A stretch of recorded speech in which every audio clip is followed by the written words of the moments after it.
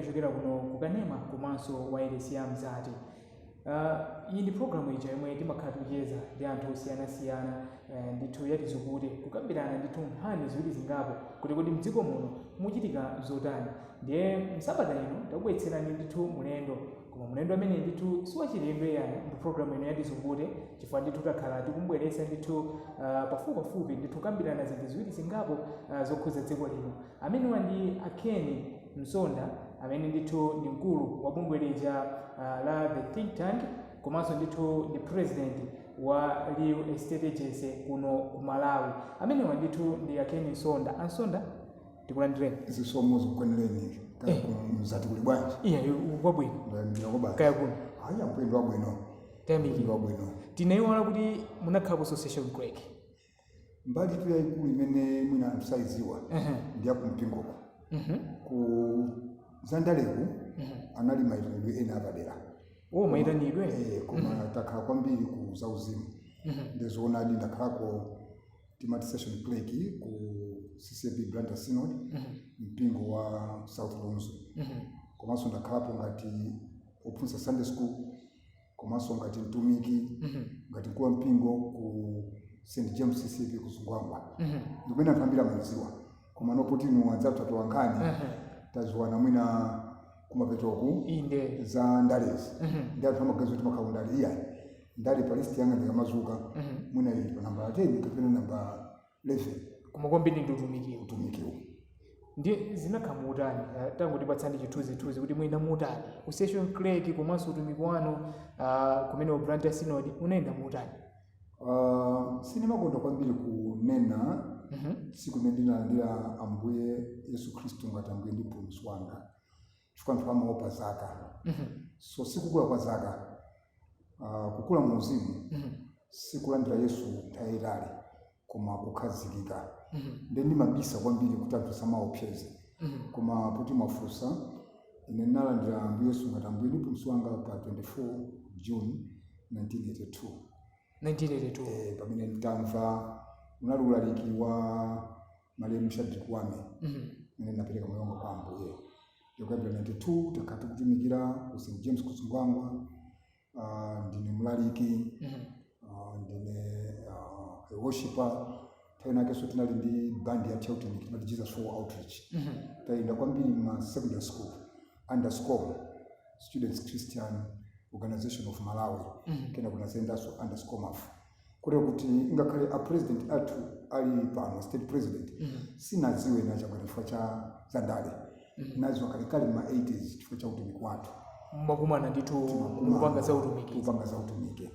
Sono kubwera ku Ndale pamene timasintha Ndale nthawi ya referendum 1992-93 nafenso tinachimva kuti mwina Khristu ambiri timalakwisa. Timanena kuti Zandale zisamatikuze tupita kumwamba. Ya kumwamba sinafiki. Tidakali pasi kompano. Kuri kuti chilichonse chochitika pasi pano chimatikuza nafenso. Chifukwa palibe nsiko imene kumita Khristu koka kapena Islamu koka.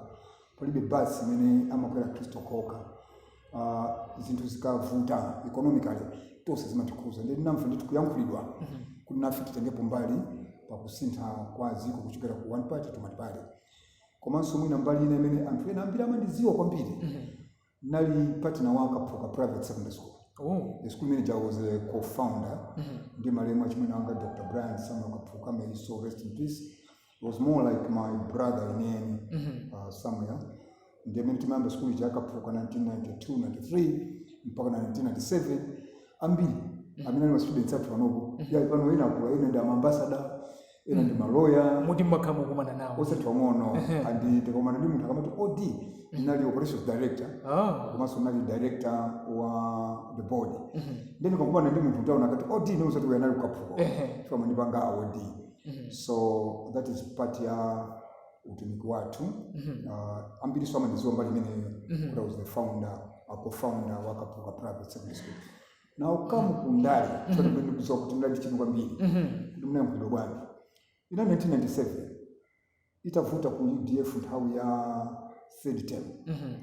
Nthawi seni manena ija kuti tinali ku Kaphuka timapanga za utumiki palipati nanso imene anthu saidziwa ndagwira kwambiri ntchito ku Chloride Batteries ngati sales representative kena kunali sales representative kena kunali regional sales representative ndiye tili ku Chloride Batteries ndikumene ndinazaziwana ndi acheya ali Dr. Bagiri Muluzi ali ndi kampani yawo timadya kuno simukumbukira anadya kuno bus service ndi amabwera ndi a former first lady Malemu Aade mzima usemtendere abwera kuzagula mabattery kumene naziwana usipambi chifana kakula kuti sales representative for over 8 years kumene naziwana Bagiri na kuti kukaphuka yabwera third term 1997 mpamene ananimbira phone acheya Ken ulipo na ndilipo excellence tabwera kuna kusanjika kodi fika kapo funa president ni chisomo kodi siku yamba yes nchisomo mwaenda nditukonsepo chisomo ndipo sinzeru simaphunziro sikuchuka kwa chisomo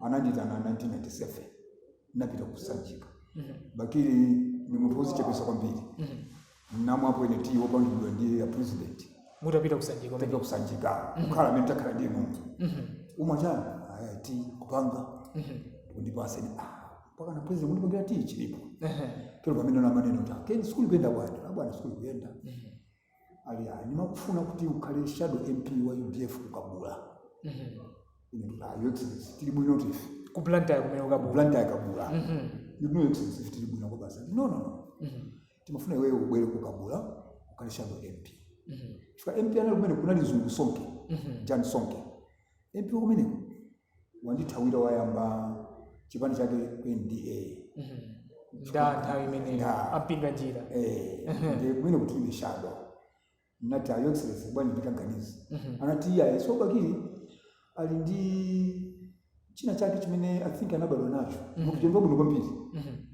zina kuti mkaniriwe kama panga manyazi pompo nangu ndalola kupita ku school kauza zanga akaphuka ali ineso ndiro ndali ndinati ya ndenali ngati shadow MP wa ku Blantyre yakabula under UDF for 2 years kamba 1997 to 1999 kwa bwera zisangu ena anakantenga Russia Gafar omwe ya Russia so ma primary anavuta kwambiri moti ma primary ena kuvuta kuno ndantha kumenya na palibe kani sikuyamba muonapo that is chicken food ngati kunali ma violence ama primary ntaya ma ndale aina Blantyre kabula chifukwa amatenga kuti ine ndachokwa kapukani ni drama ndio kubwera so Russia anangobwera 3 months to elections ndanabwera ndi aliona kuti ine ndinolemera ndita kupika nyemba mu diramu mkuika ma 500 kukhala ngati nkhuni tamene ndiramu yakuli 500 nyemba paka na kupya ndi anthu anatengeka chifukwa cha nyemba dalama tinalipa kama mapolomero kukabula chifukwa cha political violence ndi chimene anapanga akuluakulu anati samusa tonse ma delegates kuchoka ku Chilimba tinakapanga mapolomero kwa Mzuzu Stadium mkati muchi kuti onse osokoneza salowe mungolo wa ma delegates moti kwina kumene kukufuta ma primary monga napeleka chisanzo kwa tunga ku Mzimba Central solution yake akuvuta chisandali amakawojia ena tutumidwa samakhala inene ukutika chipani amakawojia utumidwa komanso makampo aja makalandi abale yawo ndamena mafuta moti ku Mzimba Central kuti mafuta achate angotenga ma delegates achose ku Central kuja apena ku Mzuzu Stadium kwa panga ma primaries kuno ifenzi bezina chiko Blantyre kabula 1999 sisi nazocheza tsoko ndizi natamutani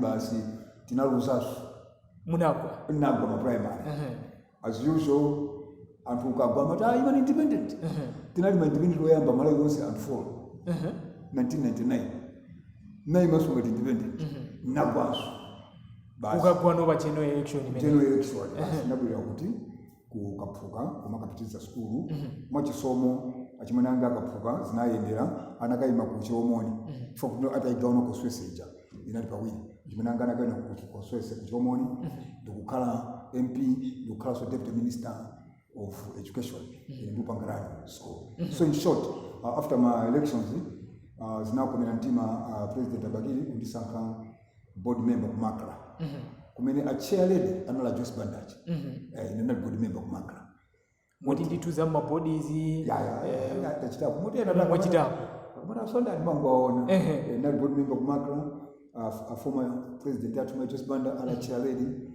kena kuzina komeranso akulu akundisa Musa wakala board member ku MTL ndo kala so chairman ku MTL adabwera abingu zina komeranso ndo kala board member ku PPPC muli pomwepa in short tepanda kuti ngathawu chifana inde anthu ambiri zimene sazidziwa koma amalawi ndithu akwenda kudziwa zimenezo ndithu tinaona pena kuti munali mugulu loyambirira kupita kunja kukapanga negotiate kuti mwina kumalawi kuno kubwere ma mobile cell phone tinamva choncho ndithu mwandibugulaje mabwera mtakonzeka mtakonzeka zinakhala mutani ndili chairman ku MTL nduna information ali Dr. Ken Lipenga sinzoti panali kuti there was this issue kuti tipange improve telecommunication network in Malawi makamaka anzatu ma phone a ground ndipo na proposal kuti pita ku China.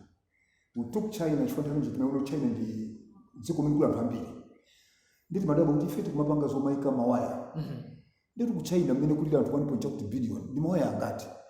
So we chose China kuti kaione kutenga pa improve bani. So ndinapita ku China ndi Dr. Ken Lipenga komanso ndi ena aku MTL achina mahuka malima mahuka mzima usemu mtendere ndinaka ulo kumene kuja kusaika mawaya anabwelesa system imene mati CMD imene imakhala ngati si ground si mobile koma it was the same mobile kuti no imakhala ndi limit ndiyamiti nabwelesa ija kuti ngati kukumbukira kunabwera system ya 019 imakhala 01,9 kapena 018 imene si inali mobile si inali ground koma it was the same mobile kuti inali limit kuti ma number aja amakhala ku southern region walker ukaitenga handset ija kubwera ku central region imakhala ya tower network that product nabwesa ndipo nabwelesa anthu awiri ako away ali muno Huawei ampaga za mafoni amene nabwelesa then nabwelesa so inati ZTE ZTE inali Chinese government company imene kuno inali ngati MTL. So we brought in these two for trial and after trial we ngati MTL komanso ngati government we opted for Huawei ma line imene nabwelesa muti mukamakhala ndithu makhala proud kuti munathandizira pa nkhani imene kuti mwina zinthu zisinthe pa nkhani ya mobile phone komanso ndi technology phone koma ICT telecommunication system ndiri ku Makala kunali project yokuti tichoke from analog to digital nokali tumayuza analog koma no International Telecommunication Union which is the body for the whole world amasinta technology timachoka ku analog kupita ku digital and we're using satellite. I was part of that success story to change telecommunication system from analog to digital.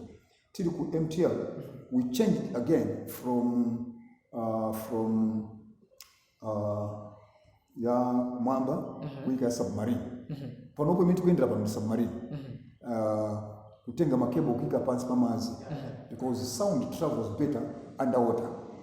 So I'm part of that success story and such panopo telecommunication kuiona you say it's submarine kumafika chaka chino cha 2025 kuona momwe zinthu zilili pa nkhani yolumikizana mmamva bwanji tilipo pamene inu komanso gulu lanu lomwe linali nthawi imeneyo maona kuti tingati kuzafika apo pomazafika chaka china chake ndinokhutira ndinosakhutira chifukwa chachimodzi kunena kuti mene mabwera privatization azungu ajanatira akwira kwambiri samatizoona si zonse zimene amene azungu aja zimakhala zothandiza dziko zina zimafuna kuti niyo msamatukuke privatization imene mabwera nthawi yabakire we sold all government enterprises which was not right pali ma company ena aboma simagulisa telecommunication you're not supposed to sell because it's like you're controlling the whole ICT system ya boma.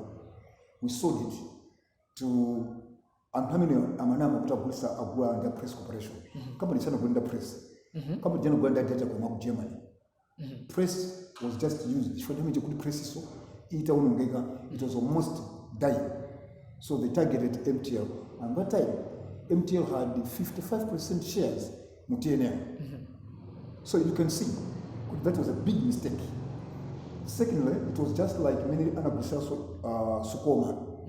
Sukoma was a government entity. You did Banga Sugar wa Malawi. Pano tinagulisa Sukoma. Nkona sugar ja kusowa. Thank God abwelesa Salima Sugar to replace. Panopo boma la Chakwera. Linabwelesa Malawi Digital Broadcasting Network. I hope you have heard about it. MTBNL. That is a replacement of MTL. We made a mistake. Controlling TDB. Nkona panopo mamfuta network ya crash. Crash kwa network kuja. Ndi antu amene you have no control over ICT in Malawi.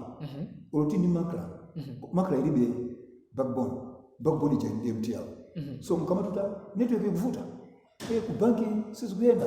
Kapena mtukula kwa kumusi sizikuyenda. Tinagulisa ICT backbone ya dziko kwa pasa antu. And we gave it to the Germans. That was very sad. And if you remember, I got an injunction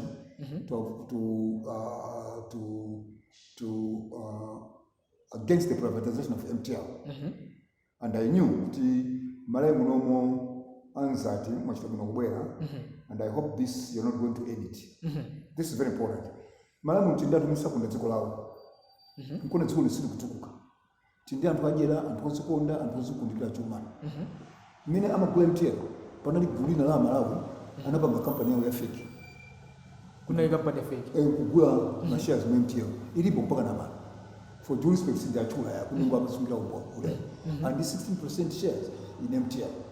So, Olumina Manams, you will go in the press corporation.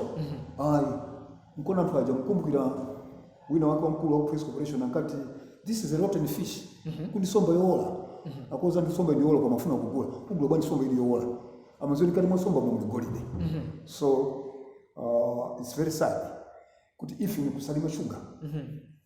Panopo ena milisa kundizikula afuna chinji achiguliseso. No, anabulisa mwenye. Ngati investors kumala fake. Tinapanga company ja ngati yathu ya Malawi Salima Sugar. Koma amainis anali foreigners. So no tinazindikira kuti awa kunama ndikwatamangisa manyaji. Pana kwendisa ndatakuda Malawi. Koma lipo so ena Malawi osonda dziko. Chintu chichafuna achiguliseso. Nenkani tingati kunena kuti zinthu zinayamba kulakwika apa poyamba kugulitsa makampani aboma. Exactly. Kumagulitsa ngati privatization. Exactly. Koma nthawi imeneyo ngati boma ndikuti ndithu mumwanenera kuti mwakhalapo mabodi akuluakulu aboma mwina sanaunikire ndondomeko imeneyi asanayambe kunena kuti yayi privatization ndiyomwe ingatithandiza dziko lino koma wafika tsiku la lero tikuona kuti zinthu zambiri tabwerera mbuyo. Chimene chimachitika azungu amabweresera ni tough time. Kuti ma president tizapempherera. Anthu aja makhala under panic. Ndife dziko limene tinasankha kusauka. Dziko lisibwitiro kusauka panopo. Bwitiro olemera nkona bingu angati tilemera kuposa Indonesia. Kuposa Singapore.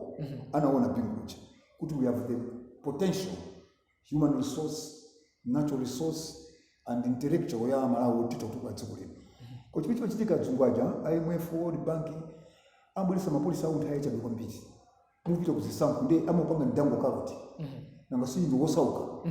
Wagona ninjala ndi wina kubweresera chakudya. Kungerufuna kudya opongeza kuti. Isicho chimene fiti makhala nayo. Nkona maiko anzathu amene ali muno. Zwenje samazilola. You know, there are some companies boma limene yotengepo mbali kuti thandize Amalawi.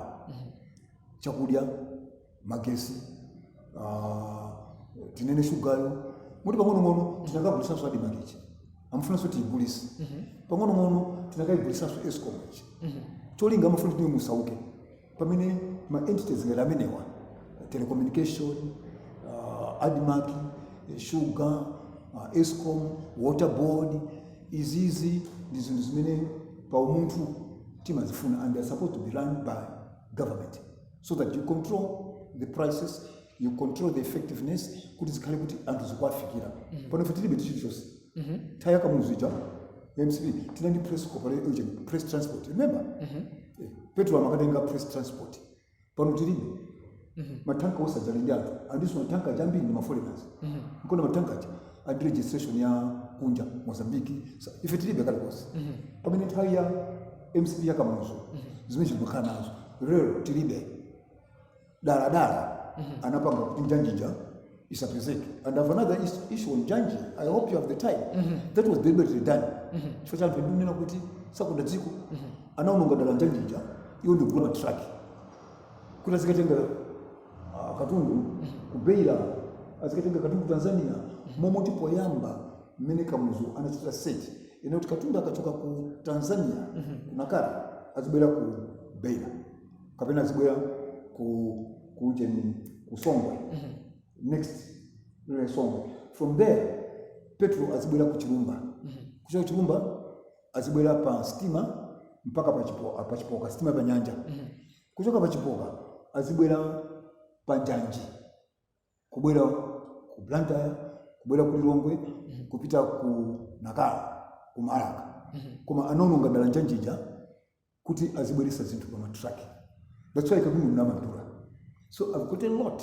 Dakalamu I do not only muzipani mkoma dakapufuni ma president kuona kuti zinthu zimeenda muta and ine ndi chisomo chino chimene mwina sangani wangu ma president amatikonda kwambiri kudama ukondane onse chisomo koma ukacheza nawo umene uchezera ofuna musapemverera muti ma president osewa mwakhala ndithu ni pato ocheza nawo momwe tikuchezera pano chonchi mpaka lero onse olakalaje mpaka napano timakhala nawo bwinobwino ndi chisomo andi anthu aja timalakwa kumanyoza president kuti sana pange kanthu iyo anthu aja musapempherera ntchito inje si ntchitotu. Koma anthu ngati inu mwakakhala kuti mwayandikana ndi president aja mmauza zoona zenizeni kuti kunjako bwana chinthu chakuti sichikuyenda bwino chifukwa chakuti ndipo titapanga chonchi I think zinthu zingathe kuyenda bwino kapena mmapita ukamwati mumuna mwena ndachiya nthawi imene. That's a good one.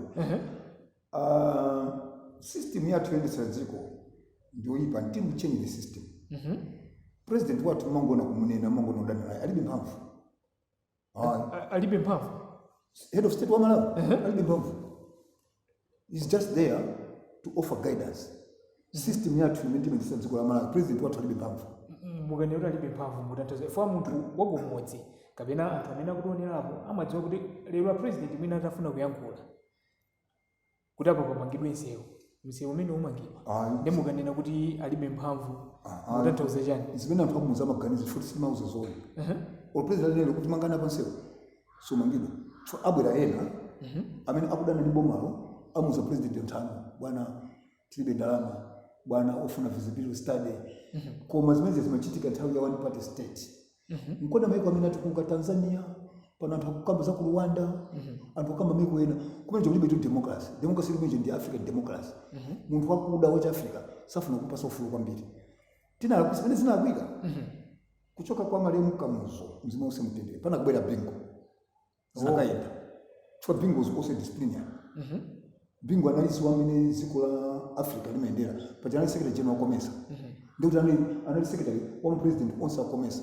amaziwa weakness ya ife ngati anthu akuda kuti munthu akuda ukampasa kwambiri ufulu alapesa koma tabwera achera nakukhala ngati anthu nje kuti galuma manga pa mtengo tayitali ndimo mmasuwa si anthu amafuna ufulu ufulu koma umabwera ndi udindo anangotipa tinangopasa na ufulu panda udindo achera nkani kuti tandira ufulu utha kupembeza mene ungafunire kaupera mtengo kaupita pasi pa nyanja zindiwe mpaka nakunabwera kuti mazoli msiku mulungu ya satanic kudalimwe legalized as amatu freemasons legalized mpaka anthu amatha kupita pa TV ngati yamwe ndikunena kuti kunja mulibe mulungu ndicho kale sungapange umiko ni sungapange so tinapasana ufulu opanda udindo kuti munthu atha kuboyima pano kukoza ufulu wanga olozima demo zochitikazi sungapange kumaiko enatu ndemwati mfundo iyi yonena kuti atsogole nthawi ilipo mukane kuti atsogoleratu alibe mphamvu zomwe timaganiza kuti ali nazo chifukwa cha system ya boma amene imayendera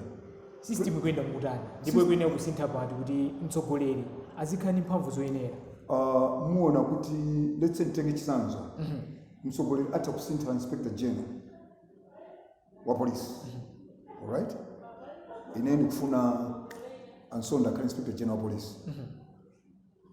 amene ujayo ene kupita ku parliament kutaka mumvomereze atokaniwa ndio iya alibe mphamvu hata kunena ku judicial ku judicial commission okay ifeta sanka mai anabe utali manja kutakale make chair zile njema sankana judicial commission president angopanga endorse alibe mphamvu angopanga endorse munthu chakamvomereza ku parliament kapena kankana. But at the end of the day, blame him to the president. Alibe mphamvu chifukwa cha system yathu ali limited. Nkona nthawi zina president akapanga ziganizo ena amati kupita ku court ndikani challenge. Muonapo president walamula pakanisa kuti ena muzotiya constitution sikupasani mphamvu. Koma mwina zimenezo sizikutengera pambuyo anthu kuona momwe zinalili nthawi yakale kuti mwina mphamvu zimene za president zimachuluka kuti president akangoyankhula chinthu chisali chabwino chimakhala kuti chikupitirira ndi mwina chifukwa kunabwera ndithu system imene ya democracy kuti ikathe kupanga counter zimenezo. Ineyo tu olamula kundionera akutionera kuzoti maona muntu panga sinema dayatu chifukwa kuti pikanga agena meso ndine size yawo ndinonkulu ndizaka 65 kuti pano 65 tikhalano 66 kwina mutizikatuka ndachakwera zatu zandale 2030 kuti basi tatana nazo nthawi imene jayo kamuzu anabwera bwino kwambiri from 66 to mmene amakula tinachita abuse that one party state kumapeto futhi kamuzu jana wakula anthu ena amene amapanga madisino olapika sanali yeyo nkona pano tukauza swanthu kuti mukapasanga president musanga munthu amene amaganiza chifukwa pamakhala tsiku limene munthu sungafike kuganiza. Bible inachita kunena kuti moyo wake wa munthu ndi 70 years wakhala woponderedwa ndi 90. At 70 munthu thinking capacity yako imakhala kuti ikunga ichepa 80 86 89 ndipo thinking capacity yako yachoka ndipo nena kufuna kuyimaliza ka 80 ni maseka chonde thinking capacity yachoka. So nthawi kamuzu zonse zimaenda bwino nkona kamuzu amata kangolamula chakuti chimachitika chakuti chimachitika. That was democracy ya Africa. Koma tilanja ufulu mphamvu ja munthu namchosa ndio president ayankhule sizimachitika soko ayi ndinomboni yakula amene akutionera ndife mboni chifukwa system yathu muli anthu with due respect amene amavutisa kwambiri boma lisayende ndi anthu amene ali Capitol Hill ma technocrats ma civil servants paliyena kumene kujango mapiyesa anakhala ndi kamuzu anakhala ndi acheya anakhala ndi bingu anakhala ndi Joyce Banda anakhala ndi APM pano ali ndi achakwera ali konkuja system jama izo ndamene ama mukabwe olwenyo lero chitwa chisomo chakupezana ndeni no president kungoka kumbikisana pamene muzikafika ku State House mukapezo system yakungana ndi makulandira system yamulandira munthu ta abwana pano tumentimendisera ziko ndi makuti pamene pali futo ukakana kundifuna ndipangeza kuti amakungana manje ndikuchosa ndimene nachosa mai Joyce Banda kudana chosidwa ndi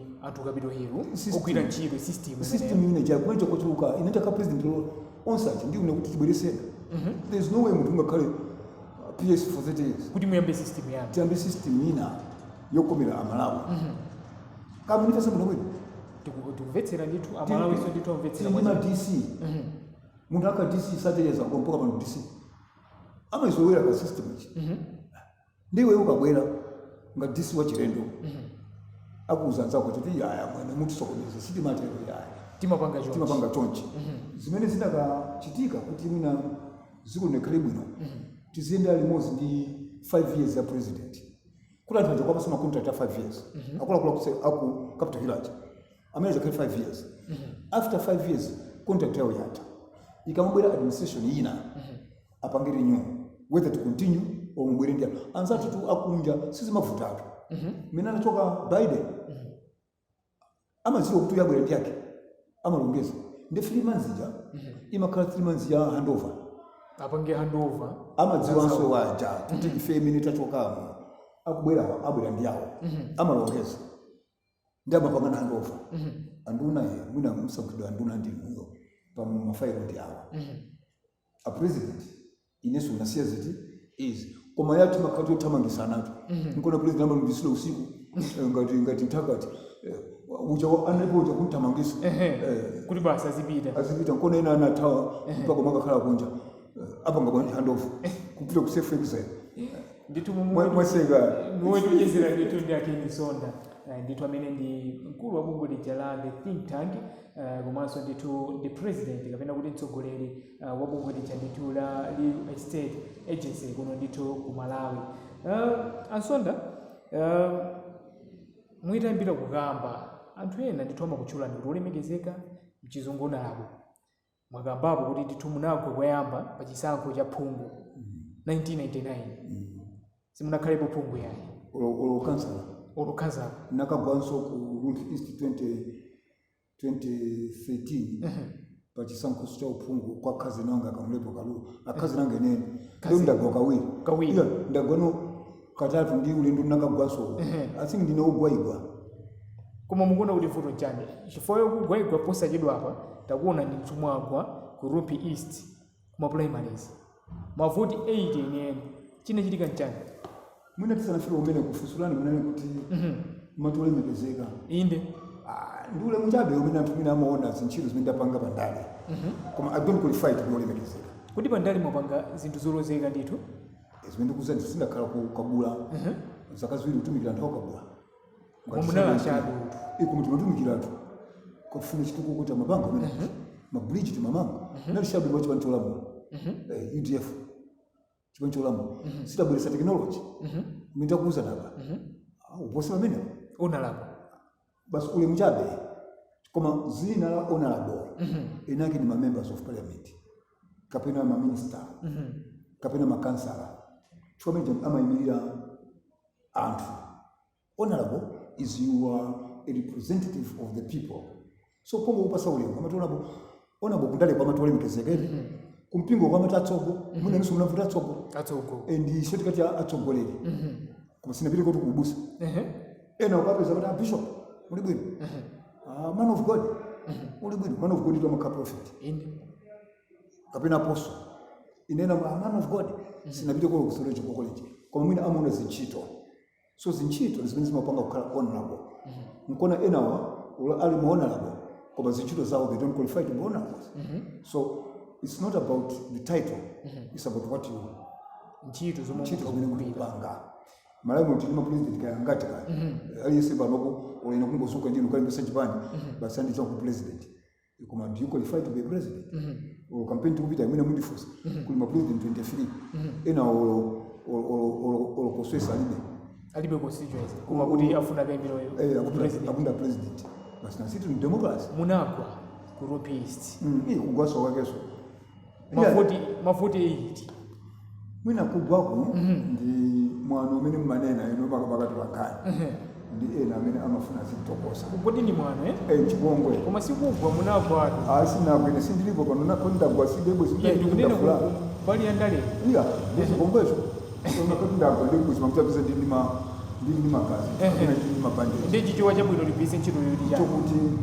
munaluza osati kuluza palibe mina muluza pandale kuti nthawi sina kwani foni nthawi tizituza alipo bena ndibweleke chiro ya akugwa kanayi koma nkuza wina nthawi ya mulungu ikakwana a good example ndipereka chisanzo cha munthu amene sandibwira foni mbale wanga kundipereka ina mwina ayamba sontengera ku court from sokono zotengera ku court zili common ndipo chisanzo cha cousin wanga akamlepo uja that is my blood cousin amene ajayo takula limodzi nyumba kujera mbali imodzi kugona chipinda chimodzi 1994 anayesa ku Rumphi East sana pambani 1999 sana pambani 2004 sana pambani 2009 sana pambani kafo anaza pambana 2014 kumwamba kukalola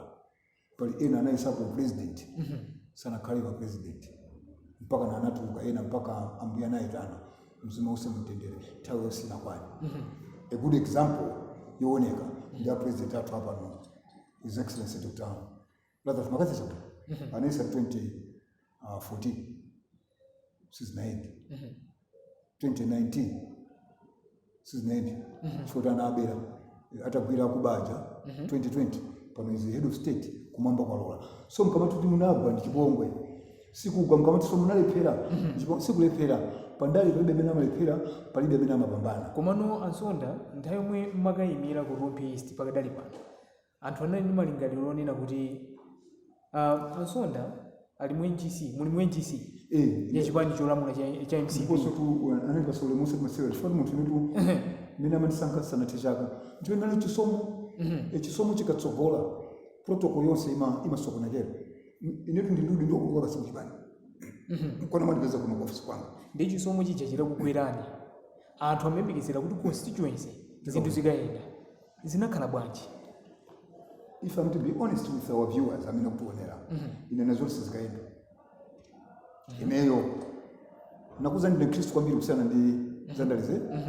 The Lord spoke to me sizikayenda. Ndi mapitiranji Mulungu atakuyankhulani kuti sizikayenda. It has people force you on something that is neither here nor there. Chifake ulambuye anthu akumuchita force Mose anamuziti panga zimene akufuna kumasiziteka. Ineyo 2018 ndimene nakawira kumasikucha. Chifukwa mmene ndinali chisomo kuti ama ndikonda kwambiri ma president. IPM ama ndikonda kwambiri ama mpana pana ama ndikonda kwambiri. Sizimene anthu mukumaona zia. Ndali twatsoka kusiza masewe. Mmayankhulana ndi IPM. Osa pang'ono. Zonse zimene ndakhala kunena ziti IPM saima. Siningambuzuke nangozamba tukwa IPM saima. Amakuzani? Amantuma kuna samutosa mchikonezi. Ndezi ndakhala kunena likwembe 2020. IPM saima. Ineso ndabene ndayamba kuuza dziko. Kuti Page House si presidential villa. Imene chanthu koyamba simwezi wazina lachi. Ine ntayamba nawo bwanachi. Pali zina timampanda pa president simanena yaye. Zimakhala very confidential. Zimakhala very classified. Koma indi kuuza chifukwa cha ine amene ampanga mwana amene saziwa ndale. Atagwidwa DBB. I hope we still have time. So DBB simawina zango imangobera. Finali konkuja. Kunena ndinu? Ndali konkuja tsogolo. 2009 tinaona landslide 66% inaliyobera imeneje muzimva kwa ife inaliyobera ndikuti bisina wene bisango muzimva kwa ife olokulo mboma tipi mukuziwa ino sina panga to chisango tipi kali boma pachana analowa tu atikita IDF mwe wala tsoko kapena mala kusukulu koma 2009 tinaona tu malemu Pingu Mutharika atawina ndithu chisango chimene siya ndikuti nonse munavomera tonto ndali sizocheza tsoko ndali sizocheza tafurukoza so tibwere uko agwidwa 2014 anagwidwazo koma anabera mkona analumira sana usiku mkona jaji chair analira mukumbira analira malemu Mbendera mukumbira nawiruza mulandu uje 12 kwa usiku mukumbira analumisa na 12 kwa usiku president umamumisa 12 kwa usiku pali zina izo tisiye ndeti bwere uko bino mwanena agwidwa DBB 2019 anandira na IPM titani na excellence musapange Yesu apili musachedwe mvomerezani kuti mupite ku chibwereza anthu amene amba kugwirani azingokugwirani musataiso nthawe yopanga apili koma ena omuzunza president amamunamiza kufuna kumjera nati panga apili ine nanti ausati mukapanga apili muluzi anakuitana ngati ndani nthawi imene ya IPM anakuitana inetu mchipani mtu anthu andikalowa ndima mwana yetu opanda udindo udindo mabwera kuti pambuyo kuidefu ndakuzaza kuidefu sikuti tunayamba tukukhala pafundi muluzi chifukwa cha ushadi wakubranda kabula ndakuza ndinali chloride nimapita lukinde kuche kusanjika kucha usiku koma ndi muluzi ndibe udindo kuidefu so chisomo chimene chichilipo ndinali deputy director of research and training DBB komene ni malowa 2016 pamasintha ine ndikamalowa chipani twatsogo kapena kanitenga chipani simapita ndekha kumakhala kuli kukumwe mutathawa ku PP oyo sali kuthawa munathawa tsoko munathawa kusiya chipani chifukwa president time imeneyo analali kunja ndiye mwano ine sinimachoka chipani chifukwa cha kuboma abira mavoti mai Joyce Banda achoka nabilaso nokauza mai Joyce Banda imipitana mukapume sutana taura Joyce Banda samufuna uchoka ndauza ndine ndisali bagazi alipo mukafusa mai alipo akala uchikoko bego nebe ndisali to your excellence mongera chitu mwatungira dziko 2 years pitana kunja mukapume ndeti pitisa papa kwa IPM mwana nao 2019 aluza ndio nauza kuti ndio excellence mongera hapo nchito why can't you just go and retire? No, so I think you're right. What should I be doing? No, you have done your job. Msabange so ma elections are presidential.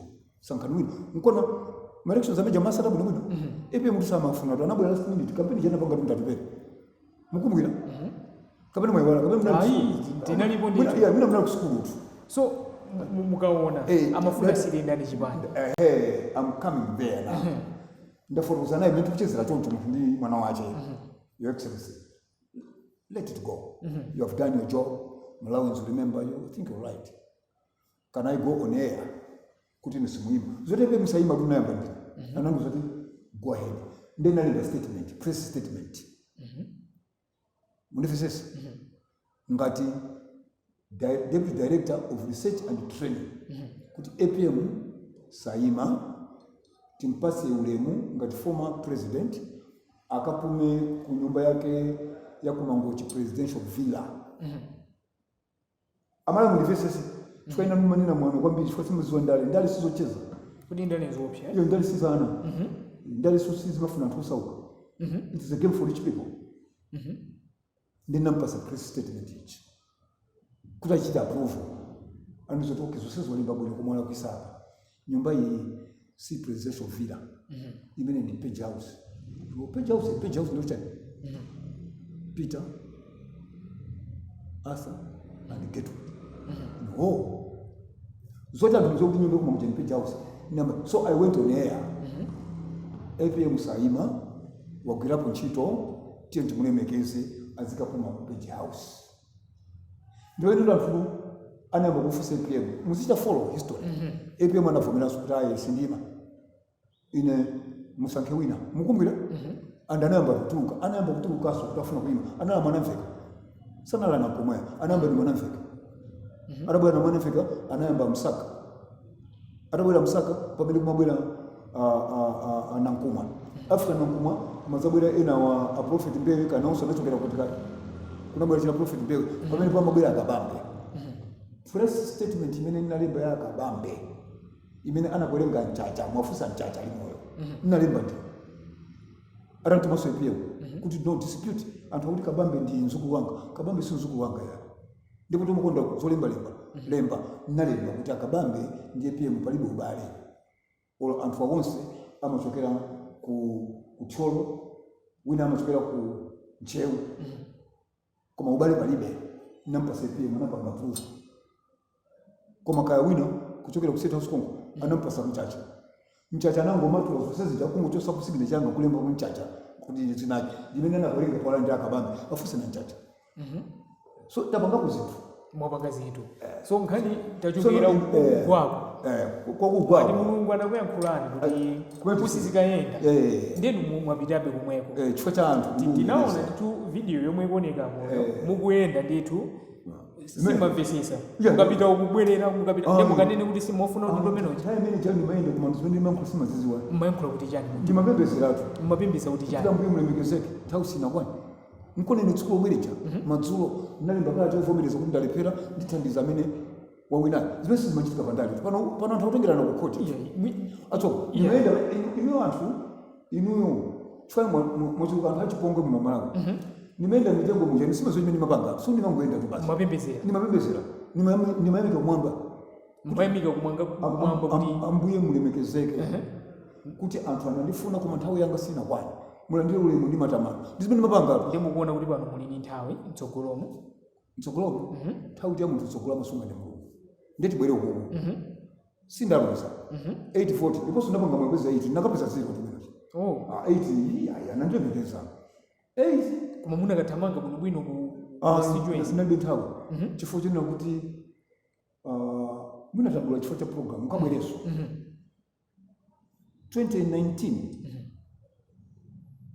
2017 APM ndamene akafuna ndikaima kulumbi akonto APM amene ndikanchosa kamlepo ndinamuza APM kamlepo sindikanchosa ndikazi mwanga amene ndikambira naye kundibwera asanzika aliye ndite kamlepo ndikazi mwanga inu mundi kanjose kamlepo sitimacho sana ndibita ndikamuza ndikazi ndikubwera nde asanzika okay after a week anandimbiraso APM kanukambi aso ku State House ndalo wako State House mwalo wako State House ureko anthu ena kamwe yankhulani amaona ngati manguseka ndapita so mina APM anandira ali you are right tinatumiza anyamata aku Mzulu kukapanga research kwa mkuja.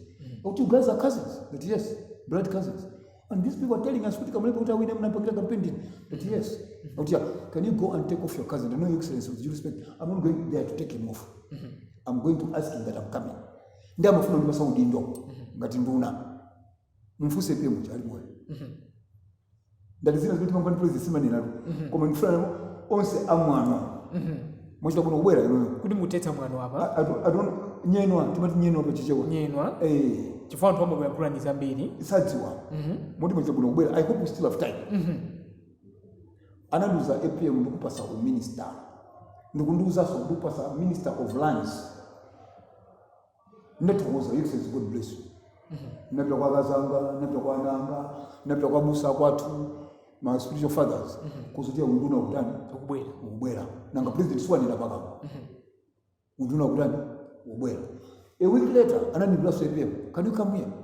In the team muna mwanga kwa tuza unduna uja umeneyo utsikula kuti basa ya panabwera pana uje maina nandichulira kono ndiri very angry ndi atuyenda kutirira kuti ndinokwiya be ya usatokwiya okumudwa ndinokuma pa umuntu tsogona kuzani kuti mukhala nduna mwakasanzika mwakapembezera mwakunzekera mwagula mpaka na suti ya unduna ndakuita nini kuti ayi panabwera pana nsonda akuti nsuyenera ko kumati pase uje ino pa umuntu ino ndino mpaka wa Yesu ino anthu amene anachula ndithu anthu ndikadziwaso ali moyoso mulisi mungachule ndikanga ndakuya koma simwe ndinakali kuti ndinokhumula basi tsikumene lolo taimene ndananduza kuti auje ndakuja nabwera pa kuti ndinomene umoto pase iwe tipase kazi noko kamulepe chwa kazi noko chama nditukana nditi kampasa unduna asiya kuntukana ndinakuti your excellency, if it pleases you chizungu chake timateroto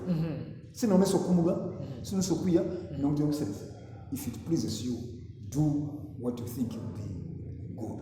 Ndanapitiza nena kuti mumvetu muntu ndaisedwa tu inetu msamani ndechoncho mumwaisedwa hapo ndina muntu kopitira kwambiri anantumaso eneyo APM kuti talk to your cousin chifukwa ndamva kuti akana undu nawo afuna ndikangisa manyazi, so can you go and talk to him kuti avomere. Imagine unduna unalwa ine ndene ndakipisa zina lanu ndiakukumani neyo kuti kampleni ndi balonza kuti unduna ndimpasa koma ndamva kuti akana koma avomere mpange kuvisi ino mungapange zimenezo kumwe munapita let's be honest ndikusa kuti nthawi ine chitanga ndikuyankha mafunso iniwo pana ambuye mungapange zimenezo koma ine nafi ndikakazi kuti kazi kubwera zakuti ndi kazi wanga ndiwaziwindi anauza futa muuzani siningalole ngati mukumbwira musita folo teneke kamule kuti siningabwera kumene koyayo ndavuta kufuna kundisankha ndapangisa manyazi nakamunyingira kuti kazi iyayi ichi ndi chisomo vomera ndi anazasinda kuti bwerani ku office muzapeza mbendera ili petu mukumbwira atasankha tamene ndio iya sana asankhe zikungofika kuti asankha nduna anavumira kuti ndikumva kuti ena kuti ndikana unduna ndananga kane unduna bwerani bandisankha pano mbwere ku office mbendera zikhala petu that's what I did. Now masoka tukudula zambiri tu nadwala ine am a cancer survivor. Moti panopo nikuwa ndi muntu kuti I'm living a second life. Doctors gave me 3 months could I be dead. That was in 2017. 3 months that I'll be dead. Ndina musasu dokotala alipo also sinichua kula mwene mundi 3 months inyo musamwalire kuti musaone umbono wayi chikoma sikuwa muntu amasunga ndi mulungu mwendo huu undavala sabato ankafuna udula mwendo huu nachila ukana nandika process cancer attacked my leg they wanted to ampute nakana kuti my God has got spare parts usi mudula paka na munachira mchira ndi mapemphero kuchira ine am a cancer survivor nde guess what akupitida kanithawu nthawi nakuba ndithawu ndiye ndithu ndithawu koma nthawi ile funa malawi amvesese interview kupasani panoni mundi mwa yati mve amzatikani mundi mwa sinampasa ko muntu wina liyese nko nafuna mubwere kutesa kunyoza nyenwa mumwenenera ulifuna kutesa nyenwa ninda kusandikafu ya nyenwa kumano anthu akumafusa kuti ya itipeleka kumeneko sindadwala ndi kansa 2017 nali palisito kuti nenda ku India for treatment ya boma panala anthu atatu kuti pita ku India, malemu John Tembo mzimu usemutendere, malemu Abraham Ngongoliwa mzimu usemutendere ndi ine. Anthu omwe andatu ajana ndipangisa kuti asandipasa udindo EPM aja anapita kwa EPM anthu omwe wotu ali amene uja chipatala kuti afa sononge ndalama kupita ku China msiye atunungira ndalama amene afa auti 3 months ananitusa polisi. So kuipa kwa EPM munthu jeni ni nzungu alibe chinsisi EPM jeni wachizungu alibe chinsisi anandiuzazo kuti ke anthu amakuda kwambiri how that why adana liwa mtu kuti usafike kwinji akutufu asumi kisibanja basi kupita Ngongoliwa ndi Atembo inanandisiya akuti ndifu pano ndakhala panopo from 2017 uzafika lero ndilati ndakali moyo muli moyo masiku amunthu amasunga ndi Mulungu. Sono mukamanena za EPM ibwereze EPM saima kuti saima mvere kwa ineyo tikhale tikubwera tipumwirire kaye pang'ono, tikhale tikumalizitsa ndi nkhani imene kupitiriza ndithu kucheza ndi Ansonda ndithu momwe tikupangira ndithu kudzera program imene yatizukute kufika ndichokera kuno ku WNS komanso kanema wa mzati mlanga dzina ndino Austin Katunga tati ndithu tipumwirire pang'ono tikamabwera tikhalebe tikupitira ndithu kucheza ndi Kenneth Ansonda. Malawi ndiye bwanji sabata ino timalizirika ipenepa kuti ndithu sabata yamawa anthu ndithu tizamalizisenso kwinapo kuti kodi Ansonda akuti bwanji kudzera program imeneyi yatizukute nkhani zezilipo ndakhala mundale frontline politics zaka 30 ndakhala mkhristu zaka 47 pano ndakali mundale loti mulumu muli zambiri ndakhala mabodi ofunika kwambiri bodi ndili pano ndachifolo kuti pacha pano muli ndili ku Malawi Digital Broadcasting amene ndithu ndakeni Ansonda tikhale tikumalizisa ndithu kucheza sabata yamawa kuti Amalawi amve chenicheni kuti Ansonda akuti bwanji.